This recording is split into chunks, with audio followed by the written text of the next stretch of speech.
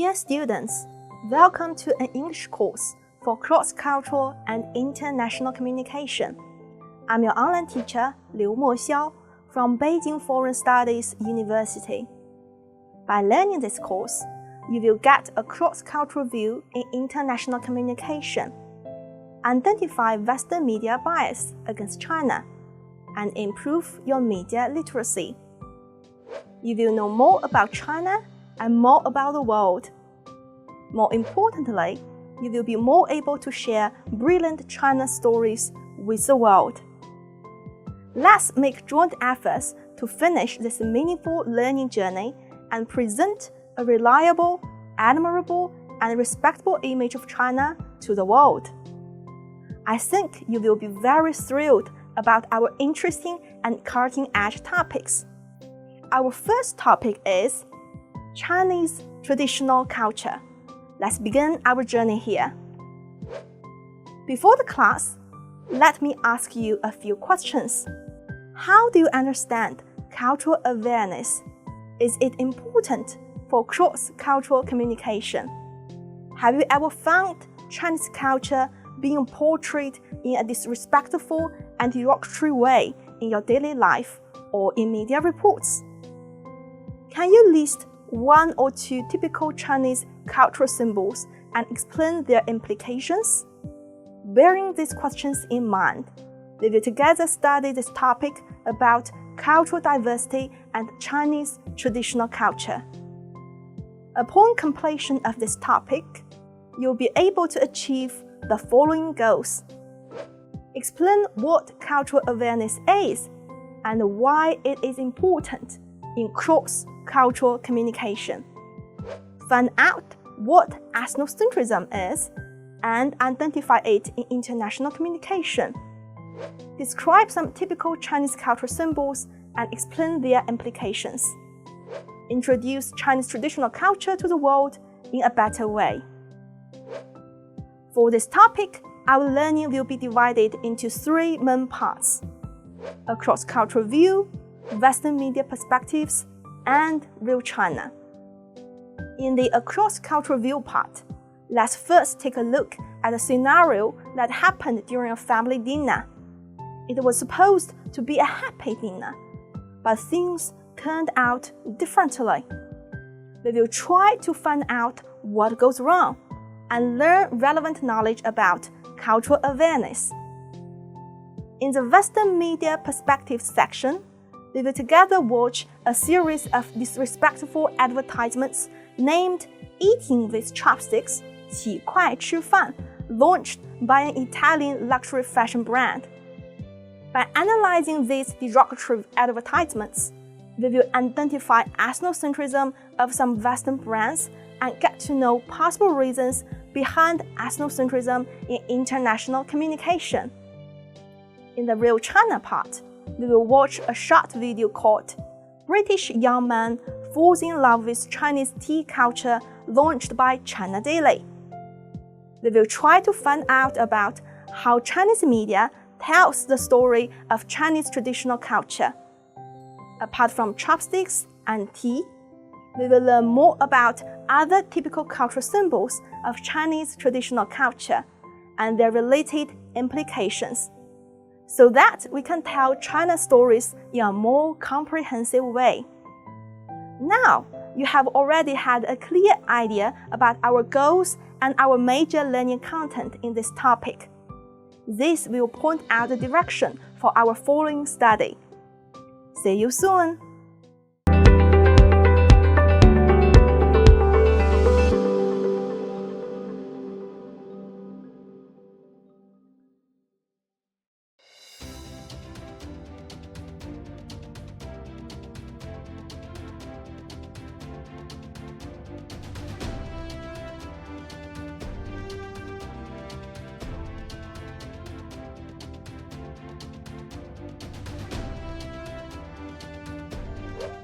Hello guys, welcome back. Several days ago, my friend Zhao Xin invited his new American colleague, Mr. Smith, to his house for dinner. It was supposed to be a happy dinner, but something went wrong. Let's now watch the scenario and check what happened. While you are watching, please think about the following question. Why did Mr. Smith think the Chinese couple were kind of weird? Wow. Welcome, Mr. Smith. Thank you so much. Allow me to introduce you. This is my wife, Liu Weiwei. Weiwei, this is Mr. Smith. Nice to meet you, Weiwei. You look gorgeous. Oh, not at all. I mean... Wow! So many dishes. All look terrific. I like Chinese food. Just some simple dishes. They might not be delicious. I hope you won't mind. How come? I think they are very delicious. Mr. Smith, please have some more. Make yourself at home. Thank you. I'm really full. Come on, please have some more. Thank you, but... How was your visit to the Chinese family? You know what? I think the Chinese couple were kind of weird. It made me feel a little bit uncomfortable. Dear students, after watching this little scenario, I think you have found something was wrong. But what was wrong exactly? Let's try to analyze this scenario by answering the question I proposed earlier. Why did Mr. Smith think the Chinese couple were kind of weird? Yes, you're right. Because when Mr. Smith praised Liu Weiwei, she denied the praise, and when he was really full, the Chinese couple still asked him to eat more. Although the Chinese couple tried to be polite, and their way of treating the guests reflected traditional Chinese cultural values such as modesty, generosity, and hospitality, they overlooked cultural differences. In other words, the problem lies in their lack of cultural awareness. Next class, they will learn what cultural awareness is and why it is important in cross-cultural communication. See you next time.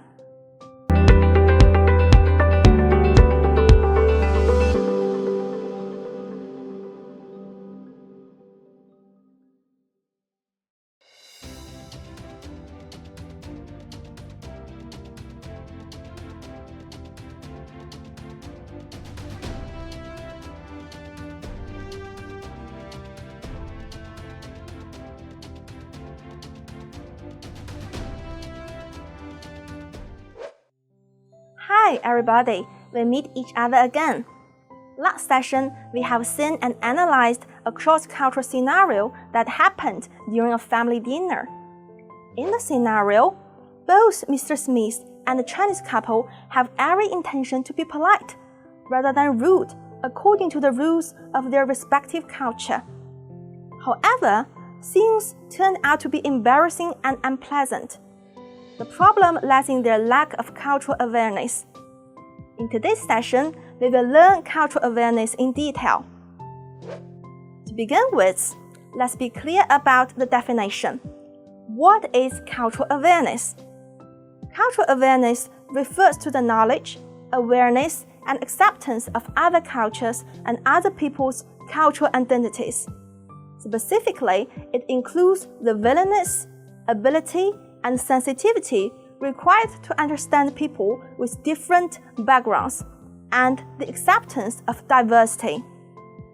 Then, why do some people lack cultural awareness? Some people lack cultural awareness probably because they're so familiar with their own culture that their everyday behavior seems natural to them. They may not be aware that their patterns of behavior are actually not universal. So when coming into contact with people from another culture, they may not be aware of the cultural differences and behave according to the norms of their own culture. This often gives rise to misunderstandings and even failure in cross-cultural communication. Since it is important to have cultural awareness when conducting cross-cultural communication, how can you improve your cultural awareness? Here are some suggestions. First, distinguish between intercultural communication and monocultural communication. Intercultural communication involves people of different cultural backgrounds. Monocultural communication involves people who have common behaviors, language, and values. In intercultural or cross-cultural communication, you should pay special attention to the differences between your culture and other cultures to avoid misunderstanding. Second, develop respect for cultural differences. This is a basic step to cope with cultural differences. When comparing different cultures, you should remember that different does not mean bad or wrong. For example, in a scenario, in the eyes of the American guest Mr. Smith, the Chinese couple's way of treating him was kind of weird, but the couple actually behaved perfectly right according to Chinese cultural norms. Third, be aware that cultural differences usually imply different cultural values and are not just expressed in observable behaviors. In different cultural groups, there are different cultural values concerning people's relationships to the environment, to each other, to their activities, to their views of time, etc. For instance, how punctual do you think is really punctual? A Chinese generally turns up earlier for an appointment. However, an Indian may arrive over an hour late if the appointment is not very urgent, because it is still considered punctual according to Indian cultural values. Once you understand other people's cultural values, you will have a better understanding of their behaviors and you will be more tolerant. Last, avoid immediate evaluation and never use the norms of your own culture to judge the behaviors of people from other cultures. Sometimes we can't wait to judge others' attitudes and behaviors from our own perspectives. Such judgments often turn out to be misjudgments. Therefore, when communicating with people from other cultures, tell yourself to hold on for a moment and don't make your judgment until you get the whole picture. In today's class, we figure out the exact meaning of cultural awareness, possible reasons for lacking cultural awareness, and useful suggestions in terms of improving cultural awareness. Cultural awareness refers to the knowledge, awareness, and acceptance of other cultures and other people's cultural identities. People lack cultural awareness probably because they're so close to their own culture and may not be aware that their patterns of behavior are not universal. In order to improve cultural awareness, you should first distinguish between intercultural communication and monocultural communication. Second, you need to develop respect for cultural differences. Third, you should be aware that cultural differences usually lie in different cultural values, not just in observable behaviors. Last but not least, you should avoid immediate evaluation and don't use the norms of your own culture to judge the behaviors of people from other cultures. In cross-cultural and international communication, cultivating cultural awareness means we should establish confidence in our Chinese culture while respecting cultural differences. Being confident and open-minded, we are responsible for telling good China's stories in a way that can be well accepted by the world. By doing so, we have a bigger possibility of enhancing China's national image on the global stage. Before ending today's class, I will offer you some useful tips for cross-cultural communication. First, be conscious of your own culture and values. Second, try to figure out if you have any bias against some cultures. Third, never be afraid to admit that there are cultural differences. Fourth, be sensitive to the circumstances with different cultural groups. Fifth, respect people from different cultural backgrounds. Okay, That's all we are going to learn for today's class. See you next time.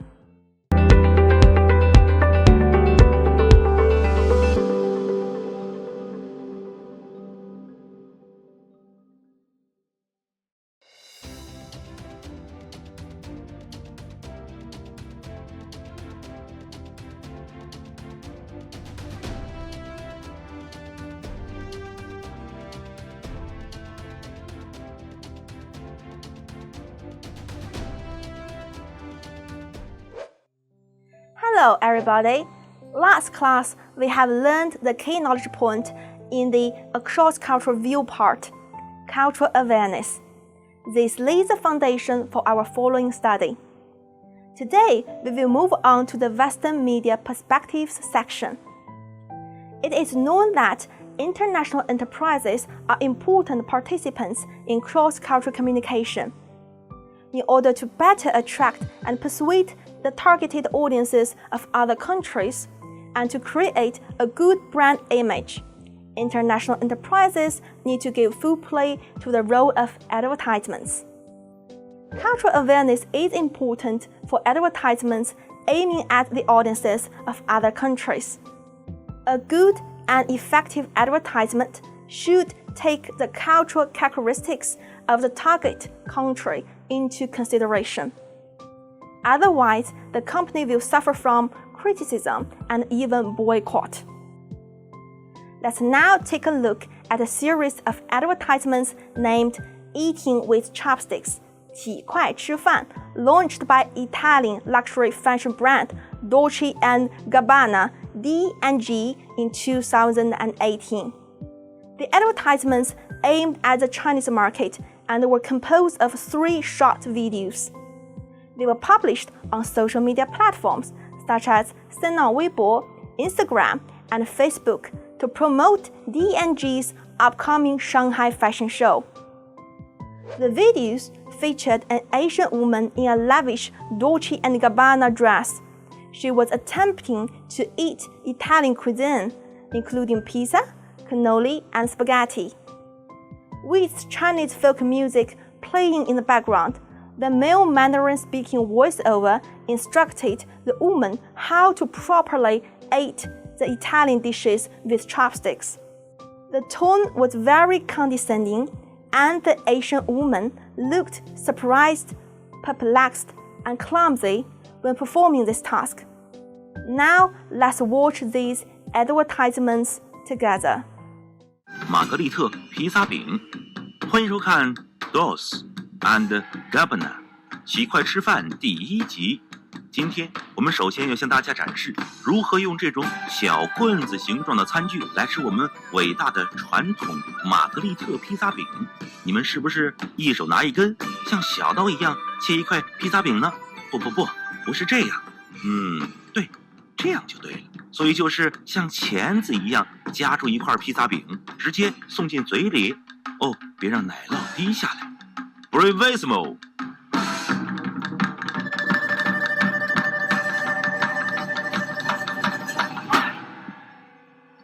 意式香炸甜卷儿，欢迎收看 Dolce & Gabbana 起快吃饭第2集。今天我们要吃的是传统的西西里香炸甜卷儿。终于有一个尺寸不那么让人手足无措的食物了，这是不是太夸张了？来，拿起筷子，在手里整理成钳子的形状，夹起一根甜卷儿。对你们来说还是太大了吗？你们还可以把一根筷子插进甜卷里面，像这样吃，这会让你感觉自己身在意大利，不过你是在中国。Bravissimo！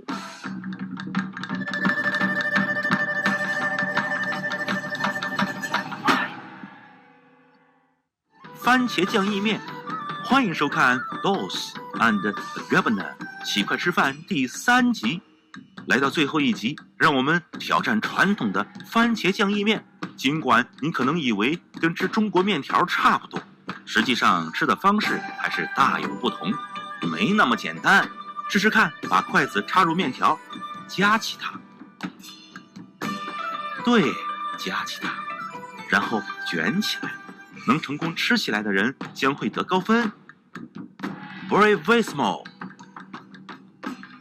啊，你的手链真是太漂亮了。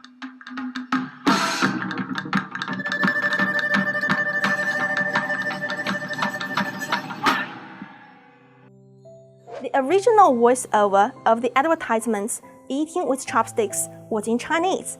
The English translation was mainly adapted from a commentary article of Giovanna Pompin, a lecturer and program director of the LMA in Media and Advertising at the University of Leicester. The following are excerpts of the translation. How do you feel after watching the advertisements and reading the translations? I think you're not pleased and even feel offended. You're not alone. In fact, instead of appealing to the target audiences, the videos provoked public outrage in China, triggering harsh criticism from Chinese media and netizens.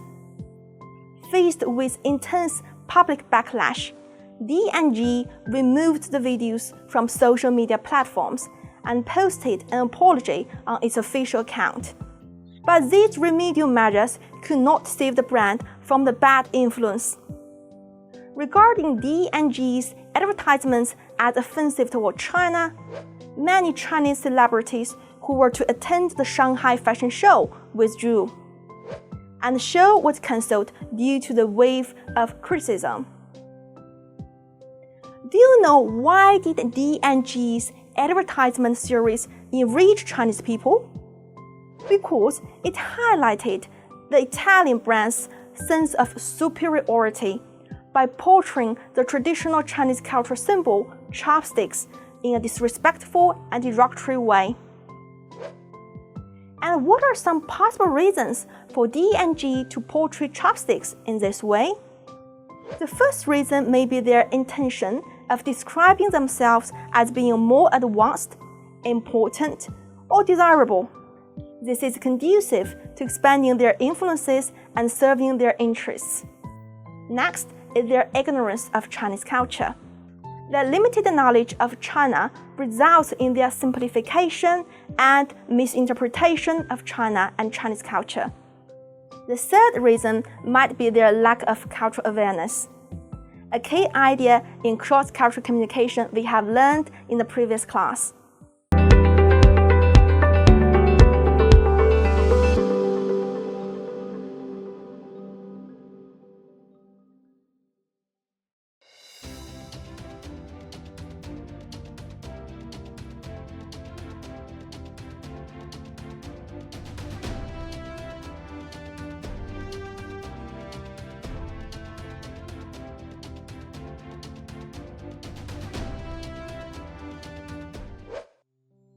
Dear class, we have known that the advertising campaign of D&G highlights the superiority of Italian culture, while portraying Chinese culture in a disrespectful and derogatory way. Actually, this is a typical sign of ethnocentrism and has hurt the feelings of Chinese people. What is ethnocentrism? How is ethnocentrism embodied in the advertisements of D&G? And what are the possible reasons for some Western brands, such as D&G, to display ethnocentrism toward China? These are the key questions we are going to address in today's class. What is ethnocentrism? Ethnocentrism refers to the behavior or belief that favors the nation, culture, or group to which one belongs, often accompanied by feelings of dislike for other groups. Influenced by ethnocentrism, one usually regards his or her own culture as more appropriate, natural, correct, and good, and regards other cultures as inferior and abnormal. In other words, ethnocentrism is very likely to lead to pride in one's own culture and prejudice against other cultures. Praising one's own culture while belittling another culture, or celebrating one's own culture while using another culture as an inferior backdrop is a typical representation of ethnocentrism. And ethnocentrism is a major barrier to cross-cultural and international communication. How is ethnocentrism embodied in the ads? We will analyze this case from two major aspects, content and language. In terms of content, let's first look at the main character, the Chinese model, portrayed in the ads. The model was sitting at a dining table and eating Italian food in front of her with chopsticks. However, the offensive advertising constantly concentrated on depicting her over-exaggerated surprise and confusion to say Italian food. The advertisements also purposefully portrayed the clumsiness, stupidity, and awkwardness of the model's action. This design highlights and exaggerates cultural differences, making Chinese people feel like being portrayed as a ridiculous clown. Moreover, the ads reinforce an undereducated and unintelligent stereotype of Chinese women. Secondly, let's check the narrator. The male narrator, despite narrating in Chinese, represented a Western viewpoint. He manipulated the Chinese model to eat in the correct way, just like a sophisticated teacher teaching a young, ignorant child. In other words, D&G, an Italian brand, tried to teach an Asian lady how to use chopsticks in an improper way. The condescending and prescriptive tone of the narrator indicates the superiority of Western culture. What's more, the absence of the voice of the Chinese model who represented Chinese culture also intensifies the inequality between the two cultures. With regard to language, we can find the clue from three aspects. First, the use of personal pronouns. The narrator constantly used the first personal pronoun to refer to Italian food and traditions, such as our great traditional Italian pizza margherita, while using you to mention the Chinese model and people. This is a typical linguistic expression and thinking pattern of ethnocentrism. Ethnocentric people tend to identify with in-group people and judge out-group people in a negative light. And the distinction between we and you creates a sense of separation and a barrier. This makes the Chinese audience hard to resonate with the commercial. Second, the use of rhetorical devices. As we all know, analogies are usually used to facilitate easier understanding of unfamiliar things. However, the advertisements used inadequate and ironic analogies to beautify Italy and Italian culture, while smearing China and Chinese culture. For example, they referred to chopsticks as small stick-shaped cutlery and a pair of tongs. This is totally unnecessary for its targeted Chinese audiences, as if non-Western culture always needs extra explanation. Moreover, sticks and tongs imply that, compared with normal and noble forks and knives, using chopsticks as cutlery is somewhat ridiculous and inferior. Also, by saying eating pasta is more complicated than eating Chinese noodles, the advertisements again highlighted the superiority of Italian culture and the inferiority of Chinese culture. Third, the sentence patterns. The frequent use of imperatives such as no, no, no, not like that, and oh, don't let the cheese drip, automatically puts the Western perspective in a dominant position and creates a feeling of inequality. It seems that the narrator, who represented a Western perspective, constantly gives orders, while the model, who represented Chinese culture, is always being talked down to like an ignorant child. Now, you have got to know that D&G's advertisements enriched Chinese audiences because they beautified Italian culture and belittled Chinese culture. This is a typical sign of ethnocentrism. So what are the possible reasons behind this kind of ethnocentrism? The first possible reason is their intention of describing themselves as being more advanced, important, or desirable. This is conducive to expanding their influences on the international market and serving their interests. In D&G's case, Italian culture was portrayed as elegant and desirable, compared with the inferior Chinese culture. By doing so, D&G probably wanted the Chinese audiences to get a favorable impression of the brand and consider it to be more desirable than any other Chinese brand. In other words, D&G may want to reinforce Chinese consumers' perception that buying luxury products from D&G is a symbol of wealth and high social status.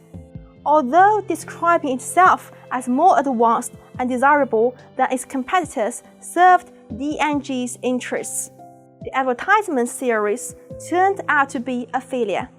It showed little respect for Chinese culture and even belittled it. The second possible reason is their ignorance of Chinese culture.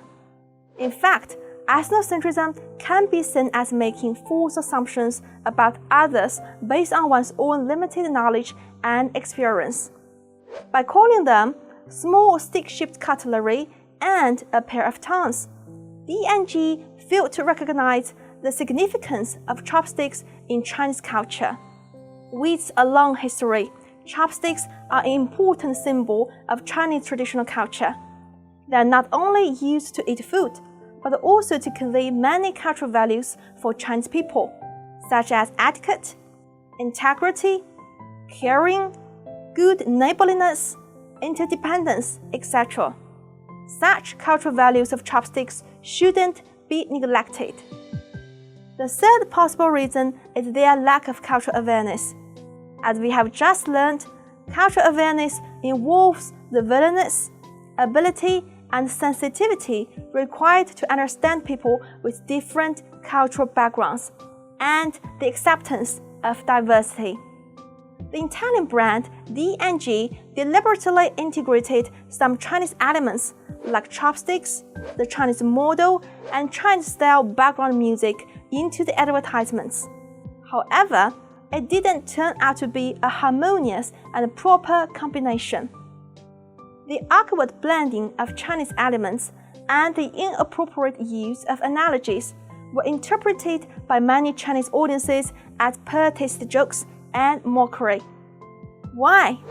Because the inherent ethnocentrism of D&G made them fail to notice that Chinese people have a different cultural background that should be fully respected. Their lack of cultural awareness resulted in their failure, and the advertisements enriched Chinese people. Okay, we've talked about 3 possible reasons behind some Western brands' ethnocentrism. First, their intention of describing themselves as being more advanced, important, or desirable. Second, their ignorance of Chinese culture. Third, their lack of cultural awareness. These are the most possible reasons, and there might be some other reasons. You may go ahead and find out more of them after class. In today's lecture, we have studied the concept of ethnocentrism and analyzed the case of D&G ads in detail. What's more, we have also found out the possible reasons for some Western brands such as D&G to display ethnocentrism toward China. It's necessary for us to keep an eye on international enterprises' ads and identify their potential bias against other cultures. Now, it's time for us to review the key knowledge points we have learned in today's lecture. International enterprises are important participants in cross-cultural communication. Cultural awareness is important for international enterprises to launch advertisements aiming at the audiences of other countries. Ethnocentrism refers to the behavior or belief that favors the nation, culture, or group to which one belongs, often accompanied by feelings of dislike for other groups. Influenced by ethnocentrism, one usually regards his or her own culture as more appropriate, natural, correct, and good, and regards other cultures as inferior and abnormal. So ethnocentrism is very likely to lead to pride in one's own culture and prejudice against other cultures. praising one's own culture while belittling another culture, or celebrating one's own culture while using another culture as an inferior backdrop is a typical sign of ethnocentrism. Ethnocentrism often leads to failure in cross-cultural and international communication. Ethnocentric people tend to identify with in-group people and judge out-of-group people in a negative light. Ethnocentrism can be seen as making false assumptions about others based on one's own limited knowledge and experience. After today's lecture, I hope all of you can improve your media literacy. First, being able to spot ethnocentrism embedded in some Western advertisements, reports, etc., and understand why they do so. Second, when faced with ethnocentrism, take the initiative to point out the unfairness in an appropriate way and make your voice heard. Third, learn more about our own culture. Be more confident in it and actively introduce it to the world based on mutual respect. That's all for Western Media Perspectives section. Next class, we will study the last part of this topic, Real China. In that section, apart from chopsticks, we will learn more about other typical cultural symbols of Chinese traditional culture and their related implications.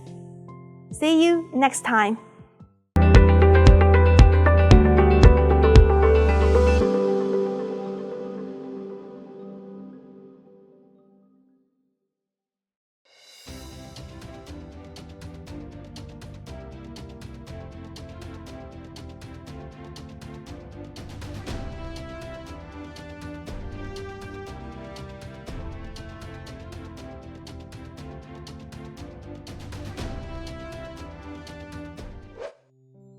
Hello everyone, welcome back. Last class, based on the case study of D&G's advertisements, we have got to know that some of the Western media and companies are ethnocentric and ignorant about Chinese traditional culture. Then how can the Chinese media communicate Chinese traditional culture well to the world? Let's watch a video called British Young Man Falls in Love with Chinese Tea Culture, launched by China Daily, and find out how it tells the story of Chinese traditional culture. It's tea time. A cup of tea makes everything better. One afternoon in 1840, Anna Maria Russell, the Duchess of Bedford, was feeling hungry in her stately home. At that time in Britain, people only ate two main meals a day, breakfast and dinner, with dinner served at 8 p.m. To fill the gap, the Duchess decided to take tea and snacks in the afternoon, and her friends, including Queen Victoria, soon joined her. Afternoon tea became very popular amongst the English upper class, and like Britons, Chinese people favoured tea over any other drink. It is said that legendary Chinese ruler Shen Nong discovered the aromatic beverage 5,000 years ago, after some tea leaves fell into some hot water and made a refreshing drink. But how have Chinese consumed tea in recent times? Let me show you a different tea story. At the beginning of the 1980s, soon after China started its policy of reform and opening up, cinemas across the country began to reopen. Long disappeared feature films returned to the screens, especially romances and love stories. Even on swelteringly hot summer's days, young people would line up in long queues outside the cinemas. A bowl of loose jasmine tea for only 1 cent was simple, yet refreshing. At the time, tea stalls like this were a common sight across China, outside cinemas, bus stations and hutongs. Friends, neighbours and perfect strangers all loved to sit by the tea table and chat with each other.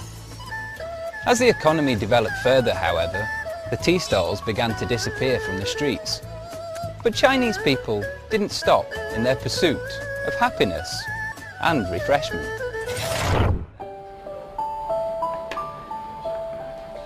After the 1990s, we see that the Chinese economy's fast pace of growth has profoundly changed people's lifestyles. Many young people now prefer a cup of coffee to a cup of tea. In the past, it meant a Western way of life, but nowadays It has become the drink of choice for tired city dwellers looking for a quick pick-me-up. The proliferation of coffee shops in big cities represents a new trend in China. Coffee shops have become the ideal workspace come meeting place for mobile internet and new technology startups. But as China embraces the new way of life, will it abandon tradition? This is a traditional tea house in Beijing. Today, drinking tea is considered healthy and relaxing, a welcome break from the stresses and strains of modern and fast-paced lifestyles. You can enjoy many different kinds of tea culture in China, from Kung Fu tea in South China to this classic way of drinking it in the north. The tradition of drinking tea has not vanished, it still prevails. Some older tea shops and tea houses have even been revived under new management.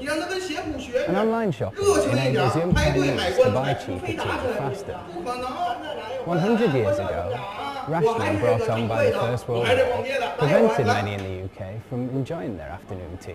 It is only in a peaceful and stable society that tradition can survive and develop. So what will this most populous country and the homeland of tea brew up next for the world?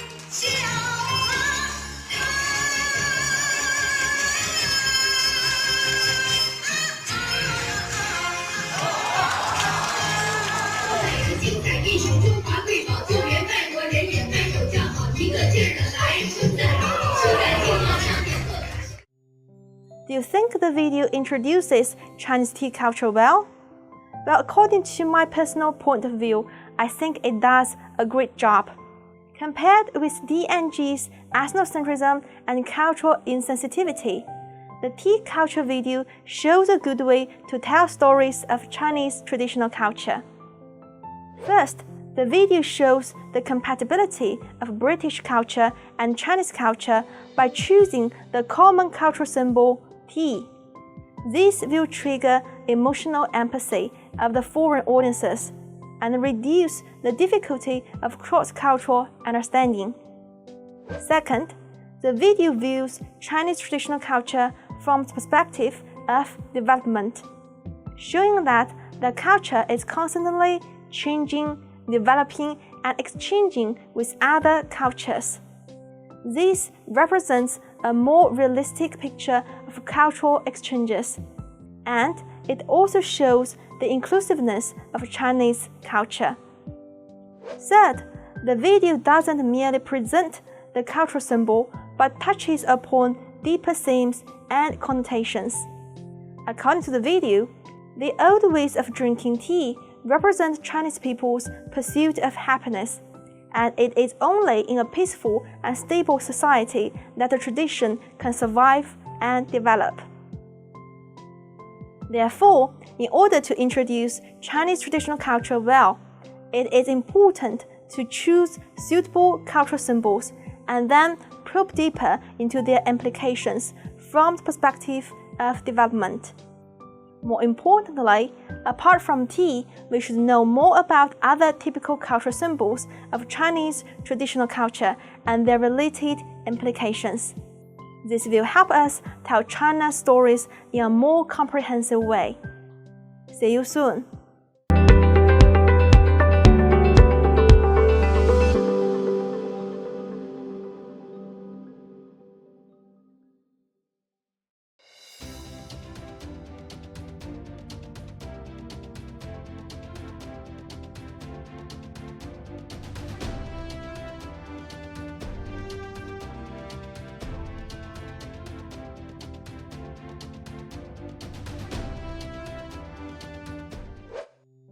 Hello everyone, it's nice to see you again. We are nearing the end of our topic 1, Chinese traditional culture.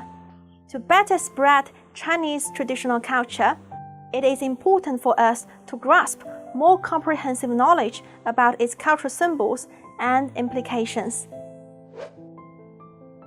The term cultural symbol describes a physical manifestation of a particular culture. As an ancient civilization in the world, China has rich cultural symbols. Here, we only list 3 of them which are famous in the Western society, but are often misunderstood by some Westerners. As we all know, Chinese dragon, Chinese Kung Fu, and traditional Chinese medicine are important Chinese cultural symbols that have profound connotations. However, due to cultural differences, some Westerners often misunderstand these cultural symbols and their implications. Let's now examine these cultural symbols from a comparative perspective one by one. Chinese dragon. Chinese dragon is loved and worshipped by many Chinese people, and Chinese people consider themselves as descendants of the dragon. Chinese dragon often serves as a symbol of China in many publications of the Western media. However, the symbol of dragon not only exists in China but also in other countries. As a mighty and mythical cultural symbol, dragon appears in legends and fairy tales around the world. People in different cultures come up with different types of dragons, which usually have different characteristics and cultural implications. Let's first check the implications of Chinese dragon. In ancient China, Chinese dragon represented the imperial power and was considered to be an auspicious symbol. Cultural implications of the Chinese dragon are closely related to the characteristics of the ancient Chinese society. It is believed that the dragon can cause weather changes and summon rain. Since ancient Chinese society relied heavily on agriculture that usually thrived during the wet season, Chinese dragon is thus considered to be lucky. Today, as a magical imaginary creature loved by Chinese people, it still signifies good luck, success, etc. Chinese dragon also embodies the Chinese philosophy of yin and yang. More specifically, the dragon is regarded as yang and possesses masculine features, while the phoenix is yin, which is considered to be feminine. At traditional Chinese weddings, dragon and phoenix usually appear in pairs as symbols of harmony. However, in the West, a dragon is usually viewed as an evil creature. In Western fairy tales, a dragon often guards an innocent princess or maiden. It is then killed by a hero who tries to rescue the trapped princess or maiden. So Western dragons serve as a testament to the bravery of the rescuer. This is an important reason why some Western people tend to misunderstand the Chinese dragon. We could say that different cultural backgrounds might cause different understandings of certain cultural symbols. Due to this, we should be very cautious with the translation and be aware of the cultural differences. The second easily misunderstood Chinese cultural symbol is Kung Fu, also known as Chinese martial arts. Kung Fu is highly important in Chinese culture because of its underlying cultural values such as respect, humility, patience, impartiality, and perseverance.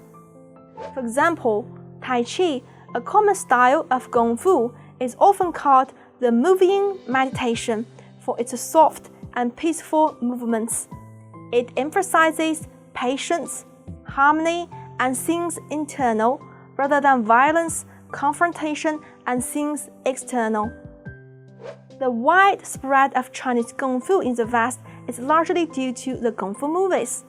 Some Westerners who have seen Chinese Kung Fu movies may tend to think that the majority of Chinese people practice Kung Fu, and Chinese Kung Fu is aggressive and even violent. We all know this is not the case. In fact, only a few Chinese people practice Kung Fu in daily life for the purpose of keeping fit. More importantly, there are big differences between Chinese Kung Fu and Western martial arts. Chinese Kung Fu usually features self-defense and self-cultivation. The Chinese Kung Fu displayed in movies is often exaggerated for art's sake. By contrast, Western martial arts can be more aggressive. You may know that in the age of chivalry, the Westerners had the tradition of fighting in duels, which were usually violent and fierce. Traditional Chinese medicine. Traditional Chinese medicine, TCM, is an ancient system of health. TCM looks at people's entire well-being, paying more attention to the balance and harmony. Its basic concepts are mainly qi and yin and yang. Qi is a vital force of life.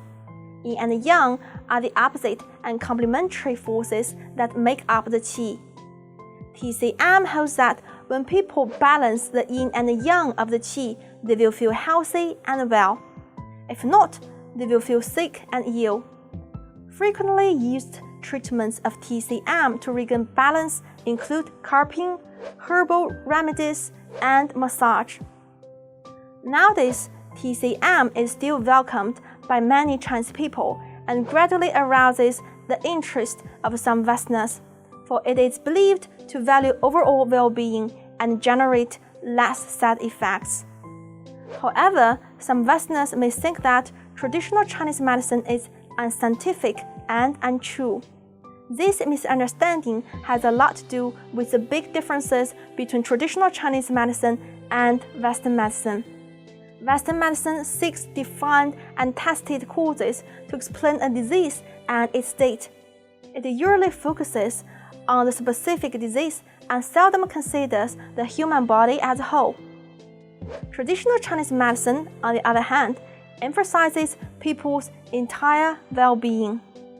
It pays more attention to preventing and curing a disease by maintaining or restoring the balance between the two opposite and complementary forces, yin and yang. So, it is inappropriate to use a Western standard to measure traditional Chinese medicine, which is a very complicated medical system. Nowadays, both TCM and Western medicine are commonly seen and used in China. In today's lecture, we have mainly learned 3 key Chinese cultural symbols that are usually misunderstood by some Westerners. For example, many Westerners see Chinese dragon as an evil creature rather than an auspicious symbol. They also tend to think the majority of Chinese practice Kung Fu, and some of them regard TCM as unscientific and untrue. Thus, in order to effectively address the above misunderstandings and better tell China stories, it is vital for us to adopt a comparative perspective, be equipped with the necessary cultural awareness, and be familiar with both Chinese culture and Western culture. Now, let's go over the key knowledge points of today's lecture. The term cultural symbol describes a physical manifestation of a particular culture. Chinese dragon, Chinese Kung Fu, and traditional Chinese medicine are famous in the Western society, but are often misunderstood by some Westerners.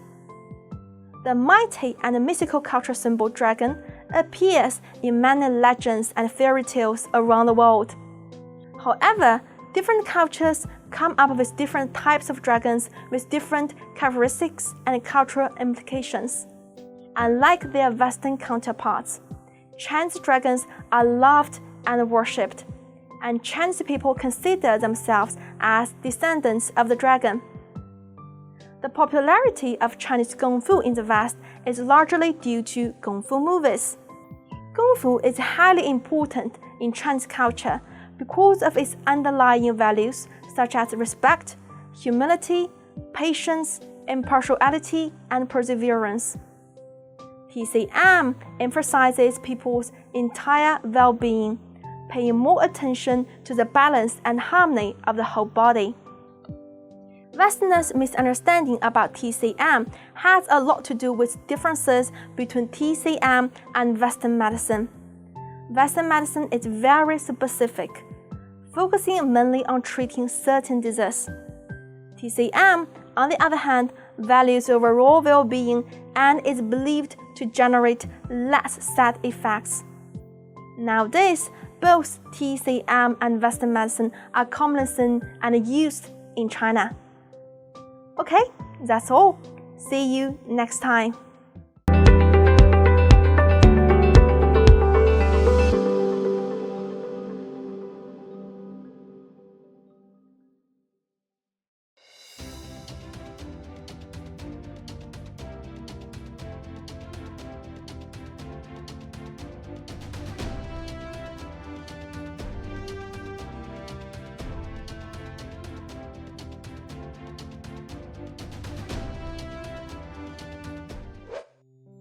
Dear students, we have already finished the learning of Topic 1, Chinese Traditional Culture.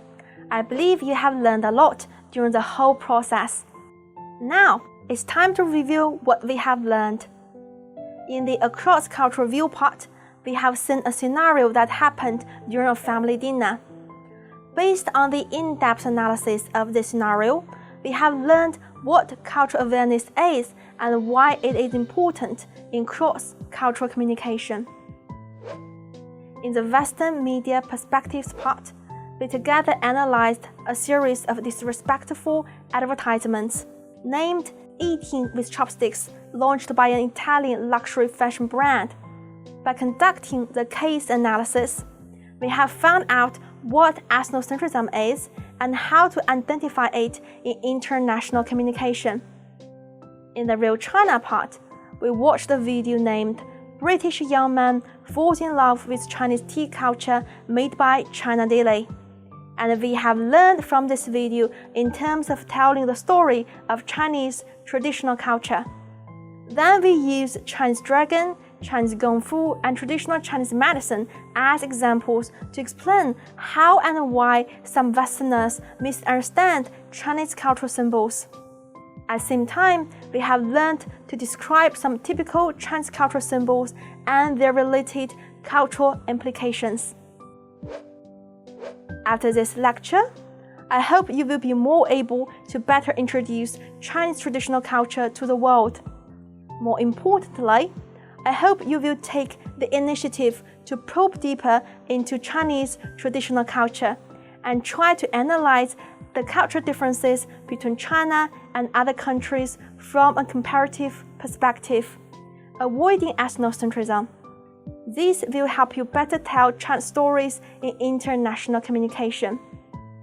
It's time to say goodbye. See you next time.